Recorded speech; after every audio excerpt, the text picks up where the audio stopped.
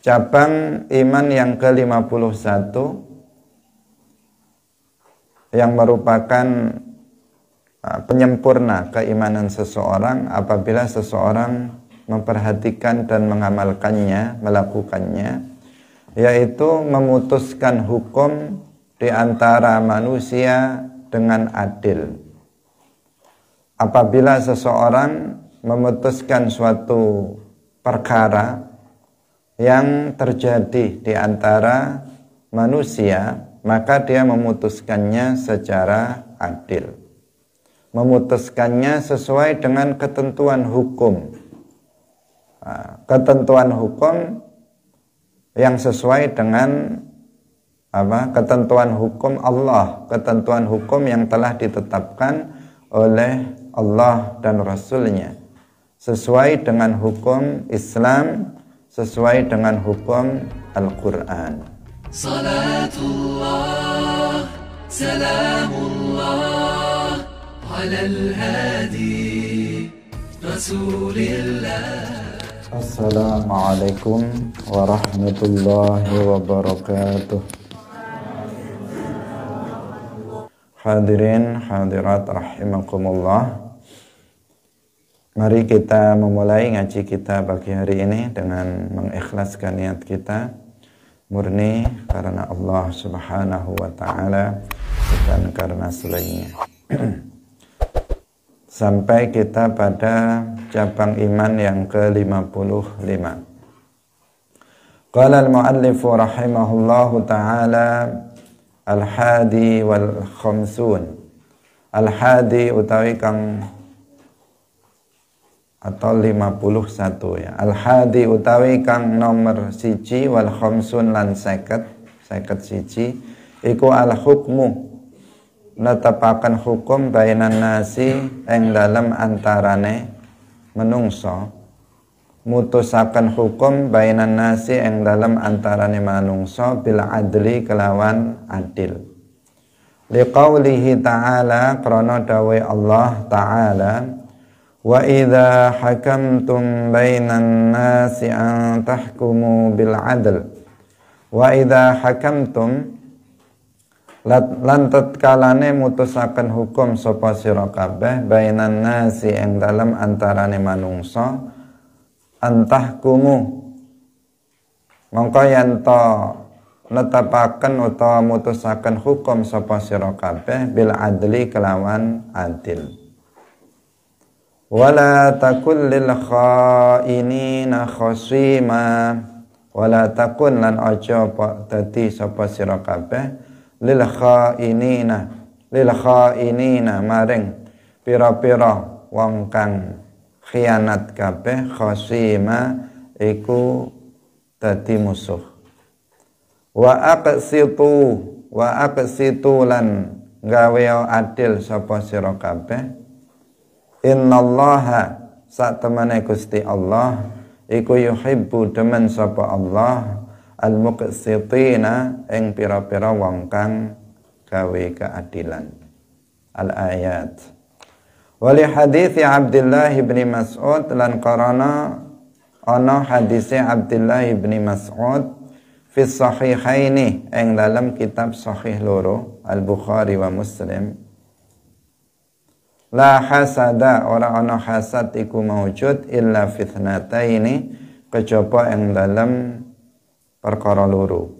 Siji rajulun wong lanang atahu kang aweh ing rajul sapa Allahu Gusti Allah malan ing bondo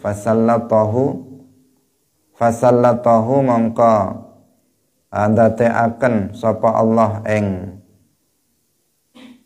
ing rajul ala halakatihi ing atase belanjaaken mal fil haqqi ing dalem perkara kang hak. Wa akharulan wong lanang weneh atahu kang paring ing akhar sapa Allahu Gusti Allah hikmatan ing hikmah. Fahuwa mongko utawi akhar iku yaqdi mutusaken hukum sapa akhar biha kelawan hikmah wa yu'allimuha lan mulangaken sapa akhar ing hikmah. Hikmah tegese ilmu din. Hadirin hadirat kaum muslimin muslimat, pemirsa rahimakumullah. Cabang iman yang ke-51 yang merupakan penyempurna keimanan seseorang apabila seseorang memperhatikan dan mengamalkannya, melakukannya, yaitu memutuskan hukum di antara manusia dengan adil. Apabila seseorang memutuskan suatu perkara yang terjadi di antara manusia, maka dia memutuskannya secara adil, memutuskannya sesuai dengan ketentuan hukum. Ketentuan hukum yang sesuai dengan ketentuan hukum Allah, ketentuan hukum yang telah ditetapkan oleh Allah dan Rasul-Nya, sesuai dengan hukum Islam, sesuai dengan hukum Al-Quran. Tidak kemudian menyimpang dari ketentuan apa yang telah ditentukan oleh hukum Islam, gara-gara misalnya salah satu dari orang yang berperkara, salah satu orang yang memiliki masalah yang berseteru, misalnya itu adalah misalnya kerabatnya. Karena salah satu yang berseteru adalah kerabat dia, maka dia kemudian memutuskannya tidak sesuai dengan ketentuan hukum Allah. Karena salah satu yang berseteru itu adalah orang kaya, bisa membayar dia dengan sejumlah uang, maka kemudian dia memutuskannya berat sebelah, dia menangkan perkara yang orang yang seharusnya bersalah, dia anggap benar, dan yang benar dianggap bersalah. Gara-gara ada suap, gara-gara orang yang salah satu dari yang berseteru itu adalah teman dia, kerabat dia, orang yang dia sukai, dan seterusnya. Ini yang sering menjadikan seseorang itu berbuat tidak adil. Hadirin yang dirahmati oleh Allah Subhanahu wa ta'ala, menerapkan hukum Allah Subhanahu wa ta'ala apa adanya sesuai dengan ketentuan yang telah ditentukan oleh Allah Subhanahu wa ta'ala, itulah keadilan yang sesungguhnya. Karena pada dasarnya zat yang berhak untuk menetapkan hukum itu adalah Allah Subhanahu wa ta'ala. Zat yang berhak untuk membuat hukum itu adalah Allah Subhanahu wa ta'ala. Karena Allah Subhanahu wa ta'ala adalah zat yang maha mengetahui terhadap segala sesuatu, termasuk yang lebih mengetahui tentang kemaslahatan bagi umat manusia. Allah lebih mengetahui tentang sesuatu yang maslahah bagi kita daripada kita sendiri. Terkadang kita merasa bahwa kitalah yang paling tahu tentang hal yang paling maslahah, paling baik untuk kita. Kita mengatakan bahwa saya harus begini dan begini, karena yang begini ini lebih baik bagi saya dalam kehidupan saya di dunia ini. Padahal Allah Subhanahu wa ta'ala itu lebih mengetahui apa yang maslahah untuk kita daripada kita sendiri. Kenapa? Karena Allah Subhanahu wa ta'ala itu yang menciptakan diri kita, maka dia yang lebih tahu tentang diri kita daripada kita sendiri.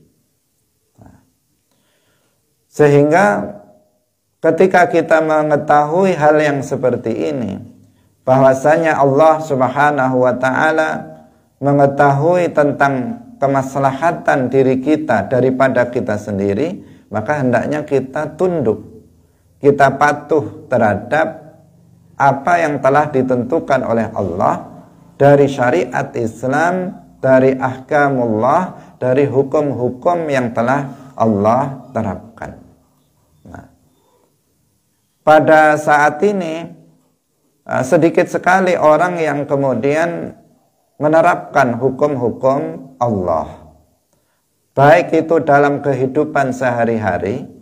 Dalam kehidupan sehari-hari ketika seseorang itu melaksanakan hukum Allah, melaksanakan syariat Allah, maka itu akan membawa kebaikan dia di dunia, lebih-lebih di akhirat. Misalnya seseorang menjalankan sholat 5 waktu, itu hukum yang telah ditetapkan oleh Allah yang harus dia jalankan. Ketika dia melaksanakannya, maka itu akan membawa maslahah, kebaikan untuk dia di dunia dan juga di akhirat. Ketika seseorang diperintahkan untuk misalnya berpuasa Ramadan, kemudian dia melakukannya, maka itu akan membawa maslahah, kebaikan bagi dia di dunia dan juga di akhirat.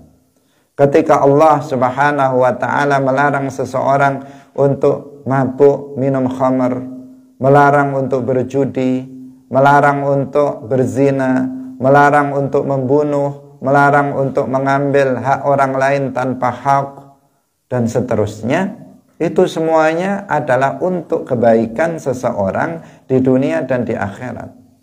Kalau seseorang misalnya melanggar aturan-aturan itu, melakukan hal-hal yang dilarang oleh Allah Subhanahu wa ta'ala, maka itu akan berakibat yang sangat fatal terhadap orang tersebut dalam kehidupannya di dunia dan juga dalam kehidupannya di akhirat.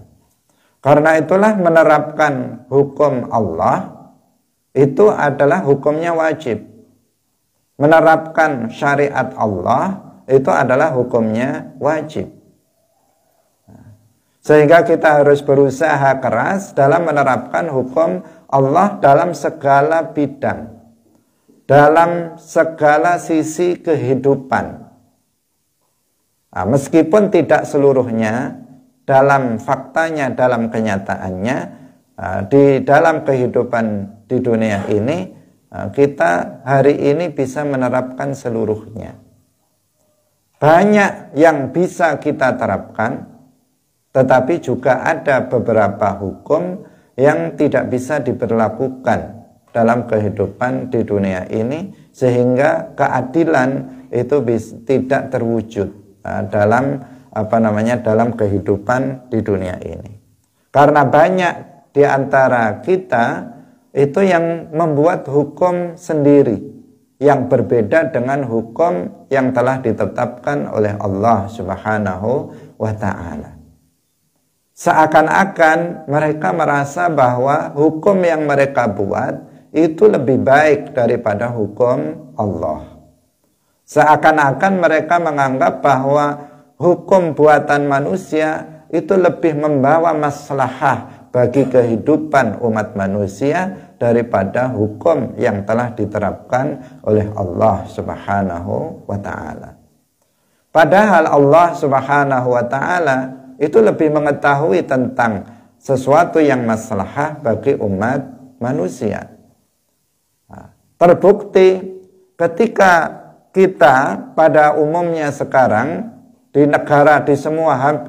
semua negara di dunia ini tidak menerapkan hukum Allah Subhanahu wa ta'ala secara benar, maka tidak kunjung keadilan itu terwujud sampai hari ini.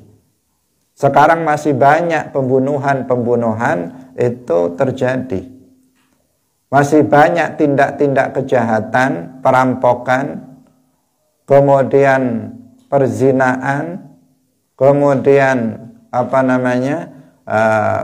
ghasab dan sebagainya, itu banyak sekali dilakukan. Perjudian merajalela, minum-minuman keras merajalela, meskipun sudah berusaha hukum yang mereka buat itu diterapkan semaksimal mungkin, meskipun juga tidak maksimal. Mereka buat hukum, kemudian juga tidak dilaksanakan secara maksimal. Kalaupun dilaksanakan secara maksimal, itu pun belum menunjukkan rasa keadilan. Apalagi kemudian tidak dilaksanakan secara konsisten. Ketika masih dilaksanakan secara pilih-pilih, karena yang berperkara itu adalah saudaranya, temannya, kerabatnya, maka meskipun bersalah diputuskan tidak bersalah. Kalau yang melakukannya itu adalah orang yang miskin, orang yang bukan orang yang tidak dia sukai, meskipun benar maka menjadi bersalah. Itu masih menggunakan hukum yang mereka buat sendiri, itu lebih kacau lagi. Kalaupun mereka menerapkannya secara konsisten, itu pun masih belum menunjukkan keadilan. Karena yang menunjukkan keadilan itu adalah apabila hukum Allah Subhanahu wa taala itu diterapkan secara konsisten, secara benar sesuai dengan apa yang telah ditentukan di dalam Al-Qur'an dan hadis. Hadirin yang dirahmati oleh Allah Subhanahu wa taala. Jika kemudian ada seseorang yang dia mencuri dengan korupsi dan semacamnya, kemudian diterapkan hukum Allah, diterapkan hukum Islam dengan dipotong tangannya misalnya. Kalau dia korupsi lagi dengan dipotong lagi kakinya dan seterusnya dari hukum-hukum Allah, maka itu akan menimbulkan efek jera yang luar biasa. Kita sangat yakin maka pencurian itu akan berkurang secara drastis. Tetapi sekarang orang yang korupsi dipenjara beberapa tahun, kemudian setiap hari raya mendapatkan remisi, dikurangi, nanti 17 Agustus dikurangi lagi, nanti hari raya non-muslim dikurangi lagi, ada pengurangan 5 tahun menjadi 2 tahun.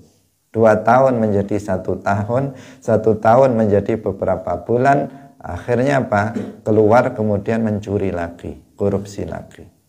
Begitu seterusnya, tidak ada habisnya, keadilan tidak akan terwujud. Bagaimana seandainya kita bayangkan orang yang mencuri dengan ketentuan-ketentuan tertentu, kemudian tangannya dipotong. Maka itu akan menimbulkan efek jera, meskipun tidak seberapa. Dipotong tangannya itu tidak seberapa, karena dia tidak mati juga. Sakitnya ya beberapa, kalaupun misalnya dibius, tidak akan merasa sakit yang terlalu.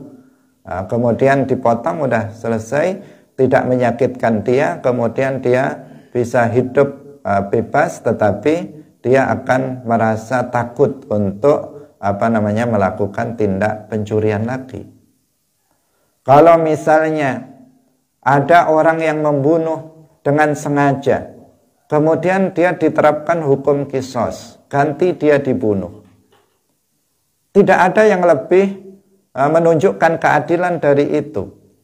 Orang yang membunuh, kemudian ganti dibunuh, itu adalah keadilan yang paling adil. Karena orang kemudian akan menjadi takut untuk melakukan perbuatan pembunuhan satu sisi, kemudian keluarga dari korban itu akan merasa sudah plong, sudah puas. Tidak akan berpikir untuk kemudian melakukan kejahatan kepada pelaku kejahatan tersebut. Karena apa? Balasannya sudah setimpal, balasannya sudah sama dengan perbuatan yang dilakukan oleh si pelaku tersebut. Maka tindak pembunuhan itu akan berkurang total. Kalau misalnya ada seseorang yang berzina, kemudian dia berzina muhsan, dia sudah pernah melakukan hubungan suami istri yang sah, kemudian diterapkan hukum kepada orang tersebut, yaitu dengan hukum rajam. Dia dilempari batu sekepalan tangan sampai dia mati. Kalau dia zinanya itu zina ghairu muhsan, maka dilempari batu 100 kali, kemudian dia diasingkan 1 tahun. Maka dipastikan perbuatan perzinaan tidak akan merajalela, tetapi akan berkurang secara drastis. Tetapi ketika hukum-hukum Allah ini tidak diterapkan, kita bisa melihatnya pada masa sekarang. Ada hukum yang dibuat, tetapi hukum itu ternyata tidak dilaksanakan juga secara konsisten, maka yang terjadi adalah ketidakadilan di mana-mana, dan itu membawa petaka dan bahaya untuk banyak orang. Hadirin yang dirahmati oleh Allah Subhanahu wa ta'ala.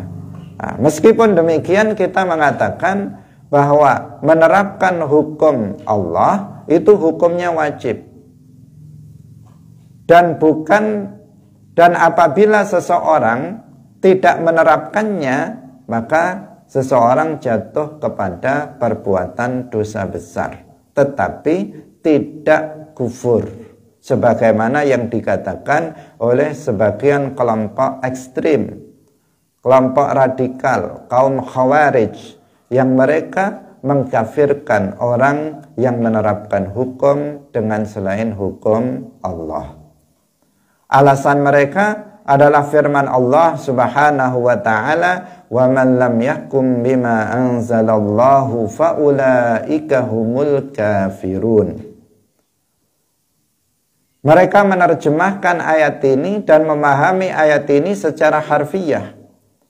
Diterjemahkan oleh mereka mengatakan barang siapa yang tidak berhukum dengan apa yang telah Allah turunkan, maka mereka adalah orang-orang kafir.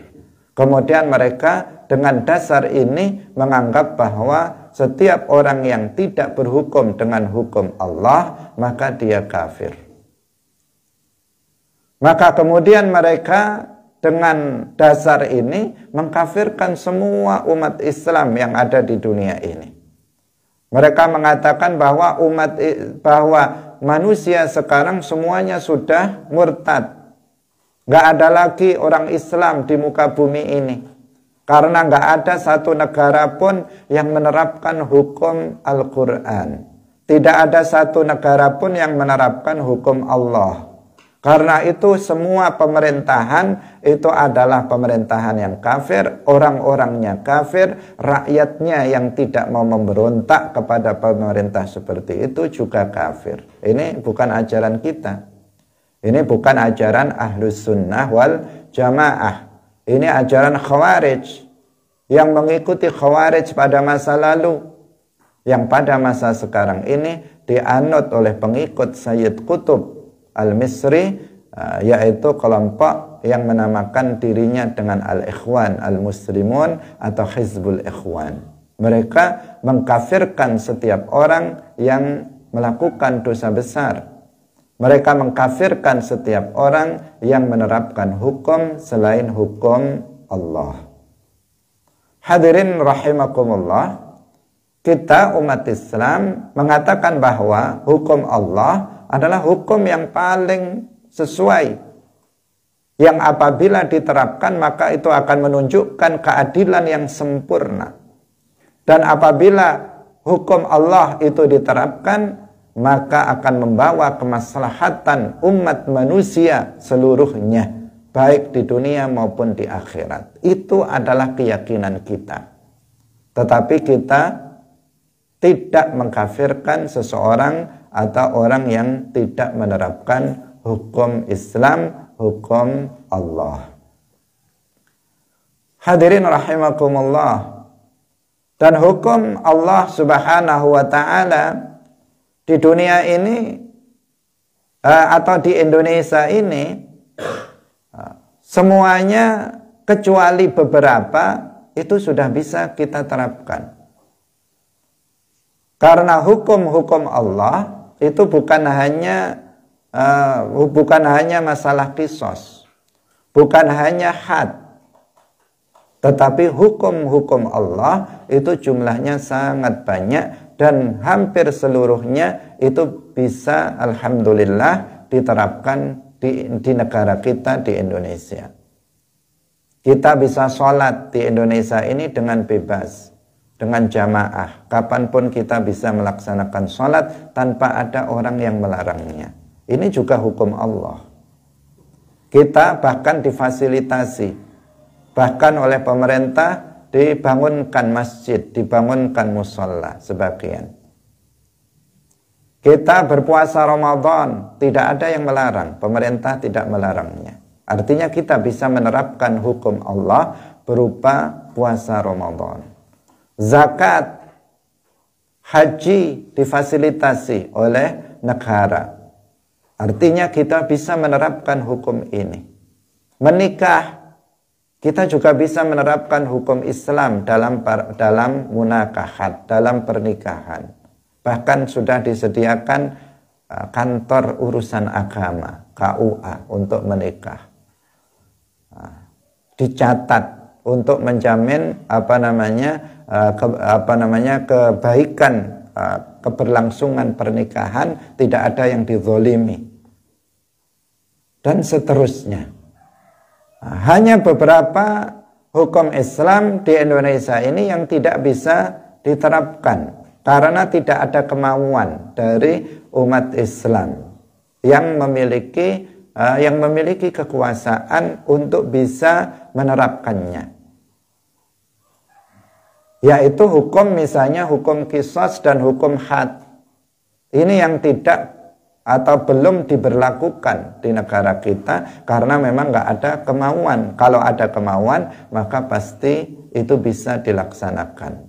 Hadirin yang dirahmati oleh Allah Subhanahu wa ta'ala. Kita kembali kepada permasalahan yang sedang kita bahas.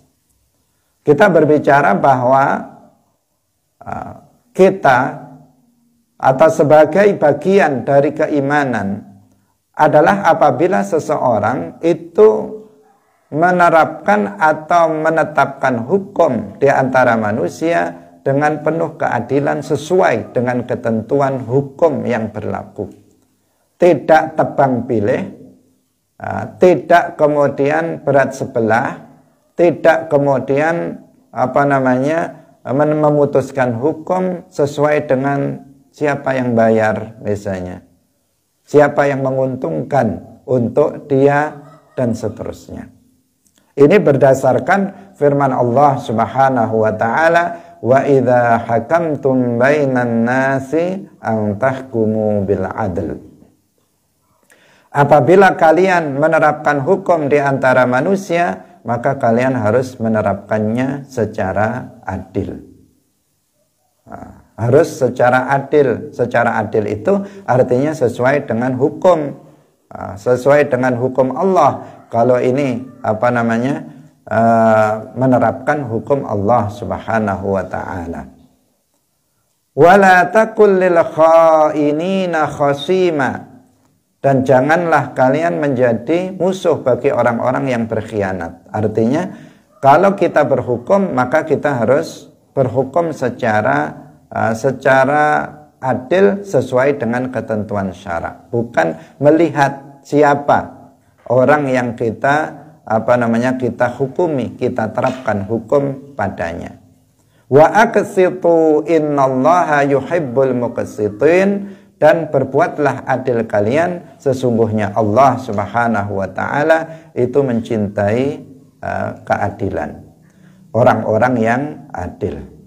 Hadirin yang dirahmati oleh Allah Subhanahu wa ta'ala,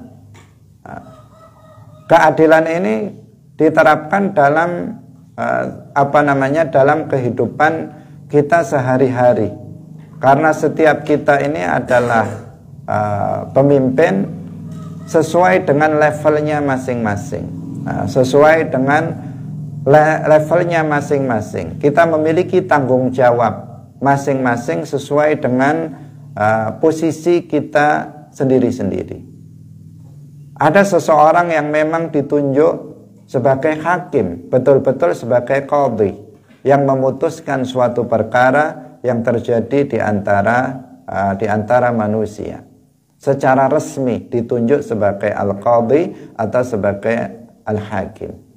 Ada seseorang yang ditunjuk untuk diberikan kekuasaan di tingkat Di tingkat negara, presiden misalnya, ada yang diberikan kekuasaan yang juga memiliki memiliki hak untuk memutuskan hukum di tingkat provinsi, gubernur, di tingkat kabupaten, di tingkat desa, di tingkat RT, di tingkat rumah tangga, dan seterusnya.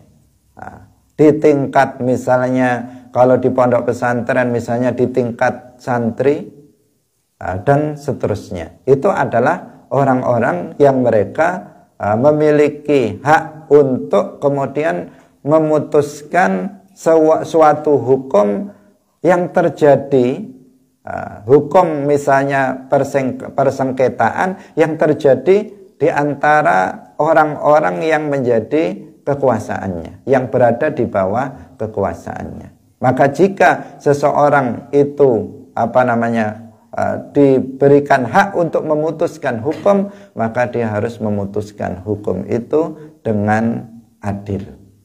Harus diterapkan dengan sebaik-baiknya. Ini bukan sesuatu yang ringan, bukan sesuatu yang ringan, terutama bagi mereka yang diberikan wewenang atau diberikan hak untuk menjabat jabatan tertentu yang tinggi. Karena apa yang mereka putuskan, mereka kalau misalnya presiden atau gubernur atau bupati, mereka memiliki hak untuk membuat peraturan-peraturan. Peraturan-peraturan itu yang disebut dengan hukum-hukum. Yang hukum-hukum peraturan-peraturan itu haruslah peraturan-peraturan yang adil, artinya peraturan yang sesuai dengan ketentuan syariat Allah. Apabila aturan-aturan yang dibuat, yang ditetapkan oleh pemerintah sesuai dengan levelnya, sesuai dengan tingkatannya, itu enggak sesuai dengan ketentuan syariat Islam, maka itu tidak mencerminkan sebuah keadilan. Seperti yang terjadi pada masa sekarang ini. Banyak sekali peraturan-peraturan yang kemudian justru bukan membawa maslahah bagi rakyat, tetapi justru kemudian membawa kerusakan di antara umat manusia, di antara rakyat, di antara masyarakat luas.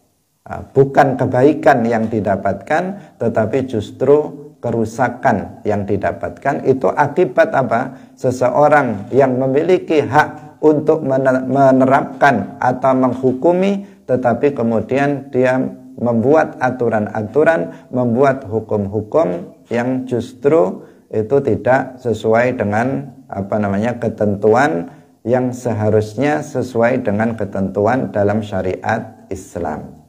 Jadi tidak mudah seseorang untuk menjadi pemimpin, itu tidak mudah, memiliki tanggung jawab yang sangat berat.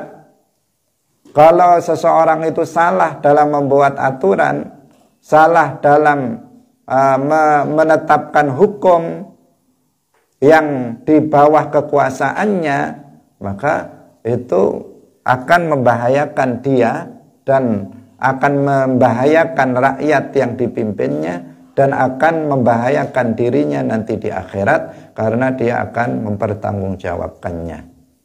Karena setiap pemimpin akan dimintai pertanggungjawaban nanti di akhirat tentang rakyat yang dipimpinnya.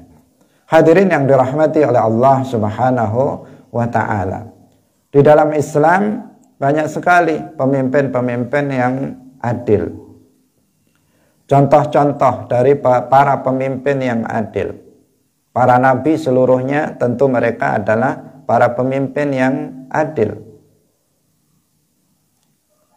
Di antara para nabi, ada di antara mereka yang bahkan bukan hanya sebagai seorang nabi, tetapi juga pemimpin dari pemerintahan. Seperti Nabi Dawud alaihissalam. Beliau bukan hanya nabi rasul, tetapi beliau juga seorang raja. Seperti Nabi Sulaiman alaihissalam. Beliau bukan hanya seorang nabi, tetapi beliau juga seorang raja. Seorang hakim yang memiliki wewenang untuk memutuskan hukum yang terjadi di kalangan umatnya atau di kalangan rakyatnya.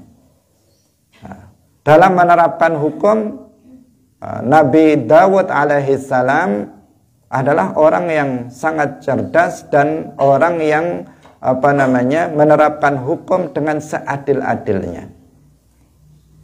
Dalam hal menetapkan hukum bukan hanya hasil keputusan yang adil, tetapi juga harus dengan proses, proses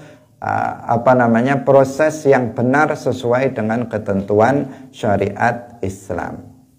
Sehingga Nabi Dawud alaihissalam itu membagi waktu beliau itu menjadi beberapa bagian. Ada waktu yang dikhususkan untuk Allah Subhanahu wa taala, untuk beribadah kepada Allah Subhanahu wa taala. Ada waktu yang digunakan untuk rakyatnya, untuk memutuskan perkara-perkara hukum yang terjadi di antara rakyatnya. Sehingga ada sebuah kisah, ini juga tentang bagaimana memutuskan sebuah hukum yang seharusnya dilakukan oleh orang yang memiliki wewenang dalam memutuskan sebuah hukum.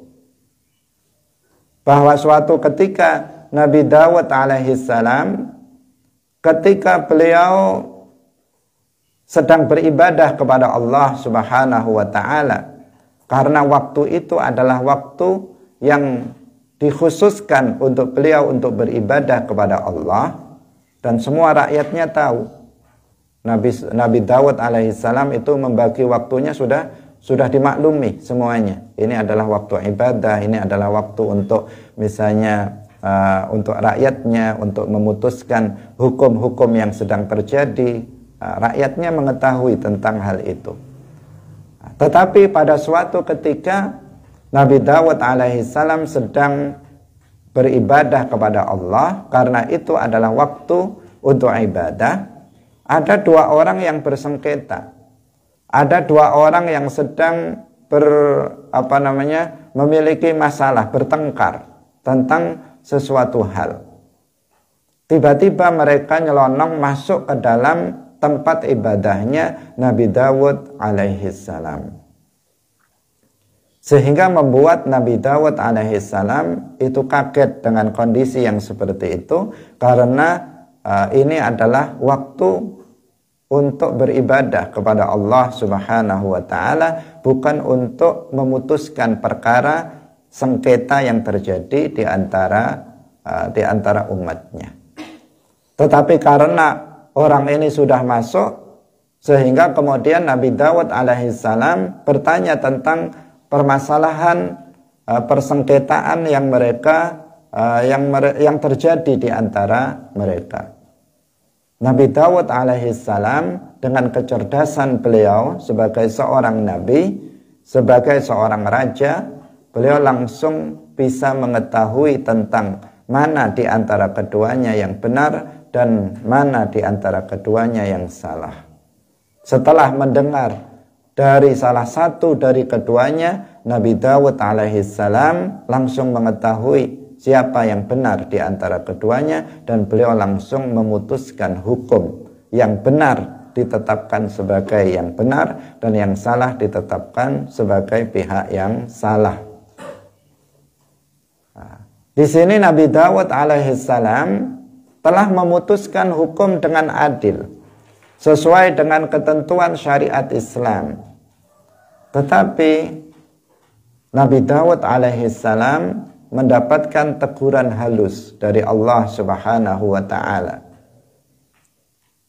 Karena Nabi Dawud alaihissalam dalam kasus ini beliau tidak menerapkan atau tidak memutuskan hukum melalui prosedur yang benar. Melalui prosedur yang benar, keputusannya sudah benar, keputusannya sudah adil, tetapi prosedurnya yang itu belum sesuai dengan ketentuan. Yaitu karena Nabi Dawud alaihissalam itu mendengar keluhan dari salah satu pihak yang bersengketa. Jadi yang satu didengarkan apa tadi? Permasalahannya apa? Setelah ngomong yang satu itu, kemudian Nabi Dawud dengan kecerdasannya sudah tahu mana yang benar dan mana yang salah.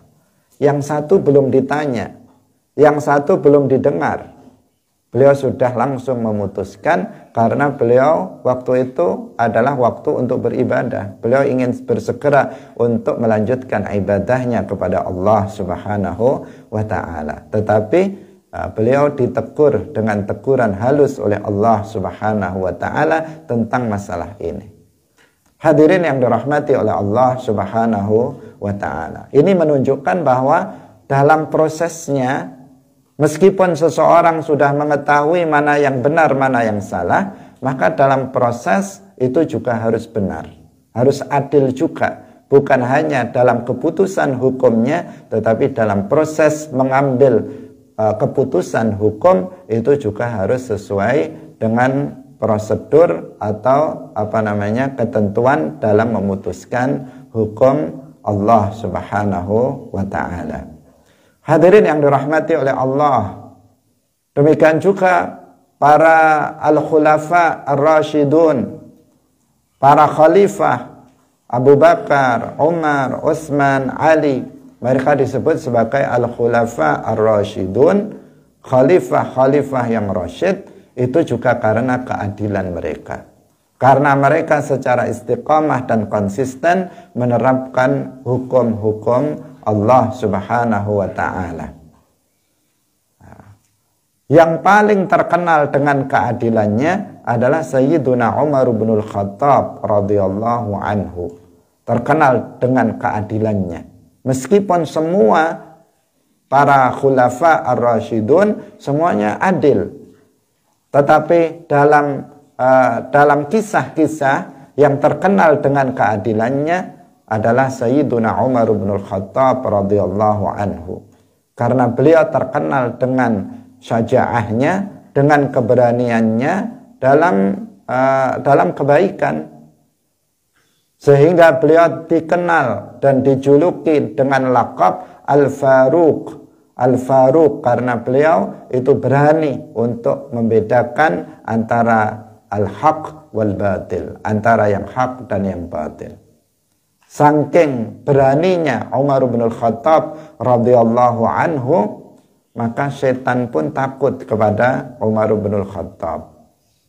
Apabila setan itu melihat Umar bin Al-Khattab akan melalui suatu jalan, maka setan tidak berani berpapasan dengan Sayyiduna Umar bin Al-Khattab karena keberanian dari Umar bin Al-Khattab radhiyallahu anhu. Para sahabat selain Umar, mereka ketika hijrah, mereka hijrah secara diam-diam. Tetapi Sayyiduna Umar bin Al-Khattab radhiyallahu anhu, beliau justru mengumumkan bahwa beliau akan hijrah dari Makkah ke Al-Madinah Al-Munawwarah. Ini semuanya adalah menunjukkan, menjadikan Umar bin Al-Khattab radhiyallahu anhu itu dikenal dengan keadilan beliau dalam memutuskan suatu hukum. Tidak pandang bulu, tidak melihat siapa yang berperkara, orang kaya atau orang miskin, orang kerabatnya atau bukan, temannya atau bukan, itu bukan tidak sama sekali mempengaruhi keputusan hukum yang dibuatnya. Kemudian dari keturunan Sayyiduna Umar bin Al-Khattab radhiyallahu anhu, ada juga khalifah yang tergolong sebagai Al-Khalifatur Rasyid, yaitu Umar bin Abdul Aziz radhiyallahu anhu. Beliau seorang khalifah ar-Rasyid dan beliau juga dikenal dengan keadilannya. Betul-betul menerapkan hukum Allah Subhanahu wa ta'ala untuk dirinya dan untuk rakyatnya. Sehingga keadilan tercipta di masa pemerintahan Umar bin Abdul Aziz ini. Bahkan dikatakan pada masa itu untuk mencari mustahik zakat itu kesulitan. Karena jika keadilan itu ditegakkan, maka keamanan akan terwujud, kemudian kesejahteraan akan terwujud, perdamaian akan terwujud manakala hukum Allah Subhanahu wa taala itu diterapkan. Dan itu terjadi pada masa Khalifah Umar bin Abdul Aziz. Hadirin yang dirahmati oleh Allah Subhanahu wa taala. Dalam kehidupan sehari-hari kita ini juga harus adil. Bukan hanya dalam hal menerapkan hukum atau memberlakukan hukum dengan pengertian misalnya ada orang yang bersengketa kemudian kita memutuskan hukum dengan hukum yang adil. Tetapi dalam kehidupan sehari-hari kita juga harus menjadi orang yang adlun, orang yang adil. Orang yang adil adalah orang yang memang tadi itu menerapkan hukum Allah dalam kehidupan sehari-hari. Orang yang bertakwa, orang yang menjalankan hukum-hukum atau kewajiban-kewajiban yang telah diwajibkan oleh Allah Subhanahu wa taala dan meninggalkan hal-hal yang diharamkan oleh Allah Subhanahu wa taala. Itu namanya adil bagi kita. Sehingga kita mengenal ada istilah adlur riwayah, ada istilah adlus syahadah. Bahwa seseorang yang bisa menjadi saksi, misalnya saksi dalam pernikahan, harus ada 2 saksi yang adil. Kemudian ada saksi misalnya dalam perbuatan perzinahan, harus ada 4 orang saksi laki-laki yang adil. Misalnya dalam perkara-perkara yang lain itu ada namanya saksi dan disyaratkan saksi itu harus orang yang adil. Adil di sini yang dimaksud adalah orang tersebut orang yang soleh, orang yang secara zahir bukan secara batin, tetapi secara zahir orang tersebut menerapkan syariat Islam. Dia sholat 5 waktu, dia berpuasa Ramadan, dia tidak berzina, tidak membunuh, tidak minum khamar, tidak berjudi. Secara zahir dia mengamalkan syariat Islam. Itu namanya orang yang adil. Nah, kita semuanya, kita hendaknya juga menjadi orang yang adil dalam pengertian ini. Dalam pengertian untuk diri kita sendiri, kita menjadi orang yang adil. Kalau misalnya ada teman kita menikah, maka kita bisa menjadi saksinya. Kalau anak kita itu nanti menikah, kita bisa menjadi walinya. Karena kalau dalam mazhab Syafi'i, wali itu juga harus adil. Kalau walinya itu misalnya fasik, walinya ternyata bapaknya nggak pernah sholat, bapaknya misalnya penjudi, pemabuk misalnya, maka nggak bisa dia menikahkan anaknya dalam mazhab Syafi'i.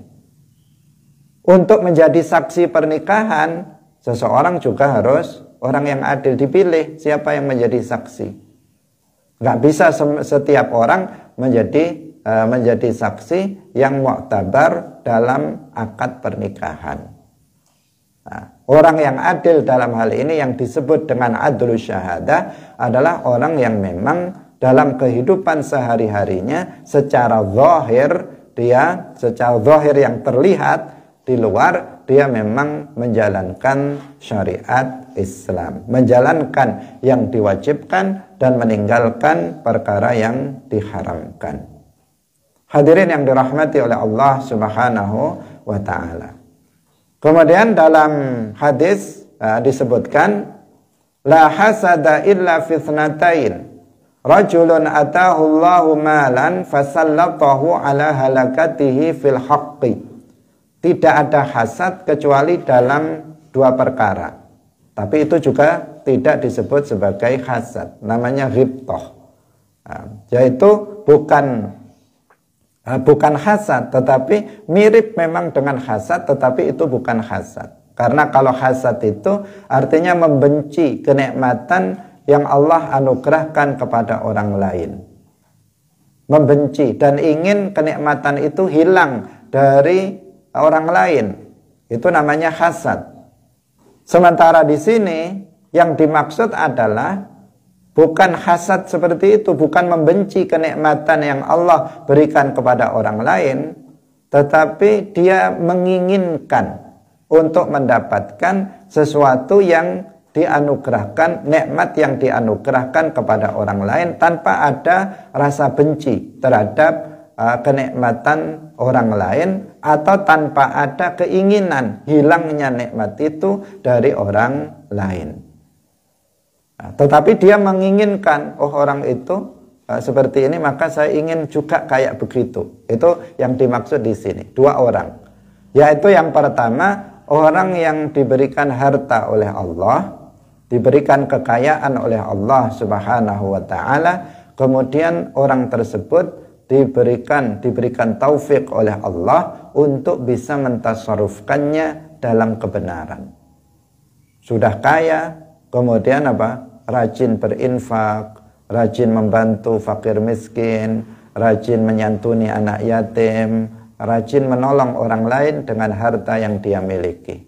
Sudah hartanya melimpah, terus dia menyumbang untuk kepentingan dakwah Islam. Berapapun yang dibutuhkan untuk dakwah diberikan dari harta yang dia miliki. Orang yang seperti ini patut kita untuk patut kita untuk menginginkan. Maksudnya seperti itu, menginginkan yang kayak begini. Gimana saya bisa kayak orang itu? Allah ngasih harta kepadanya, kemudian harta yang diberikan oleh Allah kepadanya digunakan untuk kebaikan. Ini yang pertama. Yang kedua adalah orang yang Allah memberikan ilmu agama, memberikan hikmah kepada dia. Hikmah yang dimaksud di sini adalah ilmu din, ilmu agama. Allah memberikan ilmu agama kepada dia, kemudian dia memutuskan hukum berdasarkan ilmu agama itu, dan dia mengajarkan ilmu agama itu kepada orang lain. Ini patut untuk kita ingini, itu maksudnya. Orang itu sudah pinter, cepat paham, menguasai banyak ilmu-ilmu agama, sudah begitu rajin dakwah lagi, rajin mengajarkannya kepada orang lain. Atau dia memutuskan hukum dengan ilmu yang dimilikinya, tidak mengkhianati ilmu yang dimilikinya. Orang ini sungguh memiliki keistimewaan yang luar biasa. Pertama diberi ilmu, sudah diberi ilmu bukan hanya berhenti di situ, dia pun mengajarkannya kepada orang lain. Dia pun mengamalkan ilmu yang dia miliki. Maka patut kita untuk kemudian saya pengen kayak orang itu. Maka kemudian kita berusaha untuk menjadi orang yang seperti itu dengan belajar yang giat, kemudian melakukan seperti yang dilakukan oleh orang tersebut. Hadirin yang dirahmati oleh Allah Subhanahu wa ta'ala. Ini beberapa hal yang terkait dengan masalah keadilan. Semoga bisa bermanfaat bagi kita semuanya dan kita bisa menjadi orang yang adil. Dalam Al-Quran disebutkan i'dilu huwa aqrabu littaqwa. Berbuatlah adil kalian karena keadilan itu lebih dekat dengan ketakwaan. Semoga bermanfaat. Barakallahu fikum. Wallahul muwaffiq ila aqwamit thariq. Wassalamualaikum warahmatullahi wabarakatuh.